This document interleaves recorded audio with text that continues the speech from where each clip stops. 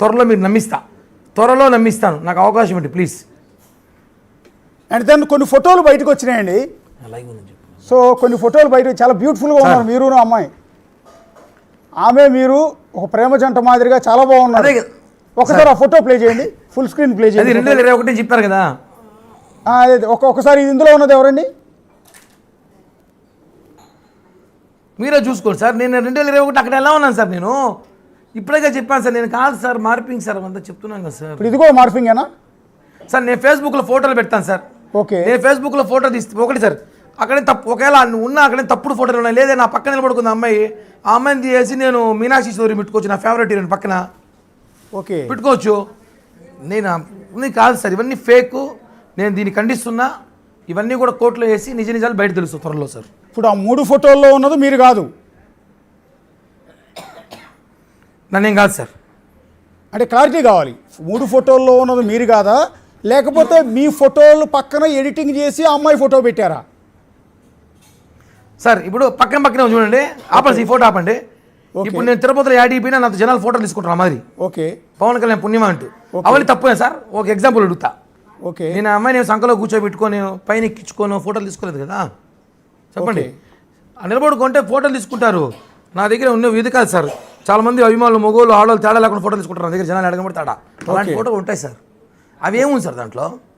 కాబట్టి ఆ ఫోటో బ్రహ్మాండంగా ఉంది. పక్కన అమ్మాయి ఎంతో అందరూ నిలబడుకుంది, ఆడ ఎవరో పెట్టచ్చు. ఆడ అమ్మాయిని తీసి మీనాక్షి శేషాద్రినో నా ఫేవరెట్ హీరో కత్తినా కైఫ్నో పెట్టుకోవచ్చు నేను కావాలంటే. ఎంతసేపు సార్ అవన్నీ చెప్పండి. అంటే ఇది ఎడిటింగ్ సెల్ఫీ కాదు, లాగా ఇది ఈ ఫోటోలో ఉన్నది మీరా లేకపోతే ఆమె? ఏది నిజం అందులో? ఆ అమ్మాయి అయితే ఆ అమ్మాయిలో నేను సార్, ఆ ఫోటో నేనైతే నేనే, కానీ అమ్మాయి అయితే కాదు అక్కడ ఉండేది. ఓకే, కింద కూర్చున్నది మీరే. ఆ వైట్ టీషర్ట్ ఫోటో అయితే నా వాట్సాప్ నా ఫేస్బుక్ డీపీ ఉంటుంది. ఓకే, వెనకున్న అమ్మాయి మార్ఫింగ్, నన్ను తీసేసి ఇంకెవరో పెట్టుకోవచ్చు. Editing sir. మీకు నాకు టైం ఇస్తే మీకు మంచి ఫోటోలు పంపిస్తా. మీ ఎవరు ఫోటో కూడా చెప్పండి, పెట్టిస్తానాడా. ఓకే, జగన్ ఫోటోకు పెట్టియచ్చు కావాలంటే. జగన్ది, సజ్జల భార్గవది ఒకసారి అండి రేపు రిలీజ్ చేస్తా. రేపు నేను నిజంగా ఈ ఫోటోలకి మార్పింగ్ ఫోటోలు చేసి రిలీజ్ చేస్తా రేపు. అప్పుడు చూడండి, అప్పుడు నమ్మేస్తారు అందరూ జనాలంతా. మా ఫోటోలు పెట్టి రిలీజ్ చేయకండి కొంచెం దయచేసి. ఇప్పుడు ఇంకొక డౌట్ ఉందండి. ఇందాక ఒక సీసీ ఫుటేజ్ అమ్మాయి రిలీజ్ చేసింది. ఆవిడ లక్ష్మీరెడ్డి గారు ఒక సీసీ ఫుటేజ్ రిలీజ్ చేశారు. అది ఏ ఇల్లు? ఆవిడ చెప్తున్నది ఏంటంటే, ఒకసారి ఆ సీసీ ఫుటేజ్ ప్లే చేయండి పీసీఆర్. ఇదిగో మెట్ల మీద నుంచి దిగొస్తున్న వీడియో, ఇదే వైట్ షర్ట్తో ఉన్నారు. సో అది మీరేనా? డేట్ ఎప్పుడు సార్? అది ఎప్పుడు చెప్పింది? ఏదో మీ పెళ్లి రోజు అంట, 2023 ఎప్పుడు సార్? ఆగస్ట్ 27 మీ పెళ్లి రోజు. నాకు ఒకసారి పెళ్ళి అయింది సార్ 2005లో. అమ్మని పెళ్ళి అయిపోతాయి, ఆమె చెప్పినట్టు పెళ్ళి అని చెప్తారు సార్. ఒకటి ఆడ వాళ్ళ ఇంటికి ఉన్నప్పుడు నేను వెళ్ళాను. దేనికి? 2023 ఆ అమ్మాయికి డబ్బులు ఇచ్చా. ఎవిడెన్స్ ఉంది నా దగ్గర. ఆ అమ్మాయి పెట్టింది మీకు. ఆ అమ్మాయి పెట్టిన బాండ్ పేపర్లో ఆ డేటు నేను వెళ్ళిన డేట్ ఒకటే. ఎందుకు చెప్పండి? ఆ రోజు అమ్మాయికి డబ్బులు ఇచ్చా, 5 లక్షల రూపాయలు ఇచ్చొచ్చా. వెళ్ళి ఎలా ఇంటికి వెళ్తే ఇంట్లో లేదు, బెల్లు కొడితే లేదు, పైన పోతే ఎవరు లేకపోతే నేను వాళ్ళ కొడుకు ఫోన్ చేసి మీరు రండి మినరవా హోటల్కి రండి అని చెప్పి మినరవా హోటల్లో 5 లక్షల రూపాయలు డబ్బులు ఇచ్చా. అది నేను ఆడ వాళ్ళ ఇంటికి పోయినా. చట్ట సార్, తెలిసిన వాళ్ళు అప్పులో ఇంటికి మనం పోకూడదా? రూల్ ఏమైనా చట్టం ఏమైనా పోకూడదు అనేసి దాన్ని కూడా సీసీ కెమెరా రికార్డ్ చేసి ఇచ్చిన అమ్మాయి నాకు 1,20,00,000 ఇచ్చి రికార్డ్ చేయలేకపోయింది. అది నా బాధ. ఇప్పుడు ఆ వీడియోలో రూపాయలు నాకు ఇచ్చిన రికార్డ్ చేసి ఉంటే ఒప్పుకుంటాం కదా సార్. ఇప్పుడు ఆ వీడియోలో ఉన్నదైతే మీరే. అది నేనే. డబ్బులు ఇవ్వని పోయినా ఆ రోజు లేదు, వచ్చేసాను. మెట్లకి పోయింది నేనే. పోయి డబ్బులు ఇచ్చేద్దు పోయినా లేను నేను, నేనే. అది ఇప్పుడు ఆ రోజు పెళ్లి రోజు మీ పెళ్లి ఆగస్ట్ 27. నా పెళ్ళి ఆగస్ట్ 27 తిరుమల ఫేస్బుక్లో ఉంటుంది సార్. అది ఓకే, అంటే ఆ డేటు ఆ రోజు డేట్ చెప్పింది సార్. అవన్నీ డైరీలో నా పర్సనల్ డేటాకి వెళ్తే నా పెళ్లి రోజు, నా బర్త్ రోజు, నా పిల్లల రోజు, నా పిల్లల పెళ్లి, నా అన్నీ ఉంటాయి. అవన్నీ క్వశ్చన్ కాదు కదా. అమ్మాయి చెప్పడం తమాషగా ఉంది.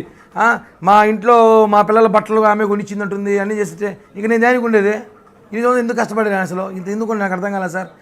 అమ్మాయిని చెప్పండి, మా భార్య చెప్పండి, మీ పాప వెళ్ళిపోతాయి.